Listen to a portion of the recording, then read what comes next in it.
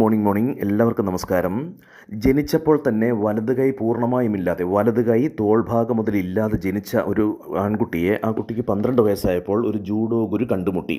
ഈ കുട്ടിയാണെങ്കിൽ വലത് കൈ ഇല്ലാത്തതിൻ്റെ വേദനയിൽ, ആ ബുദ്ധിമുട്ടും അപകർഷതാബോധവും കാരണം അല്പസ്വല്പം കുരുത്തക്കേടോടെ ജീവിക്കുന്ന കാലഘട്ടം. ആ സമയത്താണ് ഈ ജൂഡോ ഗുരു ഈ വലത് കൈ ഇല്ലാത്ത ഈ കുട്ടിയെ കണ്ടുമുട്ടി ഈ കുട്ടിയോട് പറയുകയാണ്, മകനെ, നീ എൻ്റെ കൂടെ എൻ്റെ കളരിയിലേക്ക് വരൂ, ഞാൻ നിന്നെ ലോക ജൂഡോ ചാമ്പ്യനാക്കാം. ഇത് കേട്ട് കുട്ടി പറഞ്ഞു, അപകർഷതാബോധമൊക്കെ ഉള്ളിലുള്ളതുകൊണ്ട് തന്നെ സ്വല്പം ഈർഷ്യയോടെ പറഞ്ഞു, ജൂഡോ ഗുരുവിന് വേറെ പണിയൊന്നുമില്ലേ, ഈ വലത് കൈയില്ലാത്ത എന്നെയാണോ ലോക ജൂഡോ ചാമ്പ്യനാക്കാൻ പോകുന്നത്?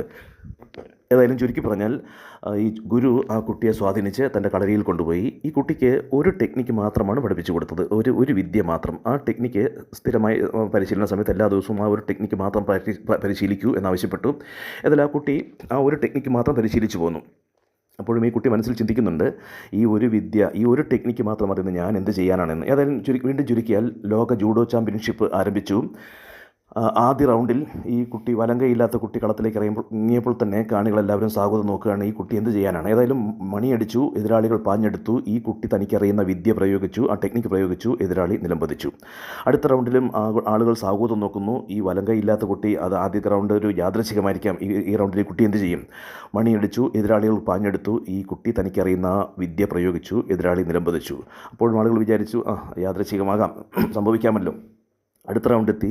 ആ റൗണ്ടിലും മണിയടിച്ചു, എതിരാളികൾ പാഞ്ഞെടുത്തു. ഈ കുട്ടി തനിക്കറിയുന്ന വിദ്യ പ്രയോഗിച്ചു, എതിരാളി നിലംപതിച്ചു. അപ്പോൾ ആളുകൾ വിചാരിച്ചു, എന്താണ് ഈ സംഭവിക്കുന്നത്? ഇതിലും വീണ്ടും അടുത്ത റൗണ്ടിലും വിജയിച്ച് കയറി ഈ കുട്ടി സെമിഫൈനലിലെത്തി. സെമിഫൈനലിൽ കഴിഞ്ഞ വർഷത്തെ വെള്ളി മെഡലിസ്റ്റാണ്, ആജാനുബാഹുവായ ആ വെള്ളി മെഡലിസ്റ്റ്, കഴിഞ്ഞ വർഷത്തെ നിലവിലെ വെള്ളി മെഡലിസ്റ്റ്. അപ്പോൾ ഇദ്ദേഹത്തോട് ഈ കുട്ടി എന്ത് ചെയ്യും? ഏതായാലും യാദൃശ്യം ഒന്നും ഇവിടെ സംഭവിക്കാൻ പോകുന്നില്ല, പരാജയപ്പെട്ടത് തന്നെ. ഏതായാലും മണിയടിച്ചു, എതിരാളികൾ പാഞ്ഞെടുത്തു. ഈ കുട്ടി തനിക്കറിയുന്ന ആ ടെക്നിക്ക് പ്രയോഗിച്ചു, എതിരാളി നിലംപതിച്ചു. ഈ കുട്ടി ഫൈനലിലെത്തിയിരിക്കുന്നു.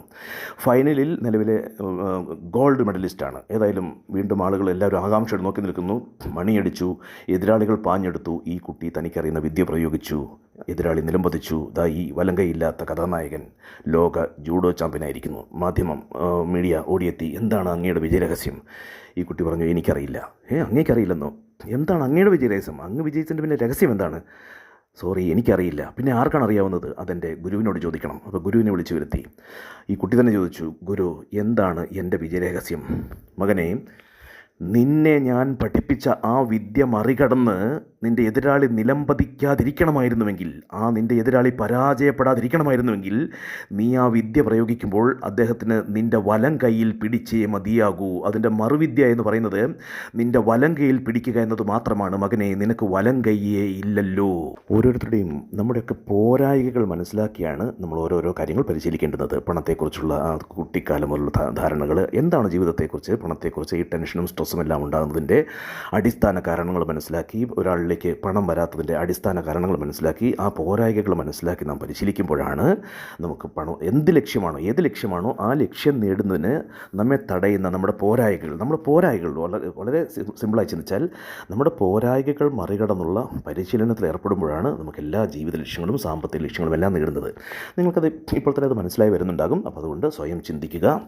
എന്നും പുതുമയുള്ള നൂറുകണക്കിന് വിദ്യകൾ പരിശീലിക്കുമ്പോഴല്ല ഏതൊരു വ്യക്തിയും വിജയിക്കുന്നത്. 100 ഇന്നൊരു വിദ്യ, നാളെ ഒരു വിദ്യ, അടുത്ത ദിവസം ഒരു വിദ്യ, അങ്ങനെ 365 ദിവസം 365 വിദ്യകൾ പരിശീലിക്കുമ്പോഴല്ല ഒരാളും വിജയിയാകുന്നത്. അവനവൻ്റെ ജീവിതത്തിന് ആവശ്യമായ, അവനവൻ്റെ സാമ്പത്തിക ശേഷിക്ക് ആവശ്യമായ, അവനവൻ്റെ പോരായികളെ മറികടന്നുകൊണ്ട് മൈൻഡ് സെറ്റും മറ്റെല്ലാ കാര്യങ്ങളും അനുയോജ്യമായി മാറുന്ന, പണത്തിന് അനുകൂലമായി മാറുന്ന, പണം നമുക്ക് അനുകൂലമായി മാറുന്ന ആ ഒരു ഹാർമണി, ആ ഒരു പൊരുത്തം, പണവുമായുള്ളൊരു പൊരുത്തം, അത് എല്ലാവർക്കും അറിയാം.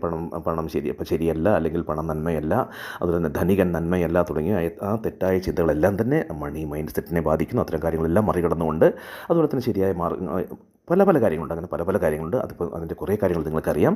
ഇനിയും ശരിയായ രീതിയിലുള്ള പരിശീലനങ്ങൾ തുടർന്നുകൊണ്ട് പോവുക. നിങ്ങൾ ആഗ്രഹിക്കുന്നത്രയും പണവും സമ്പത്തും നേടാൻ നിങ്ങൾക്ക് കഴിയും.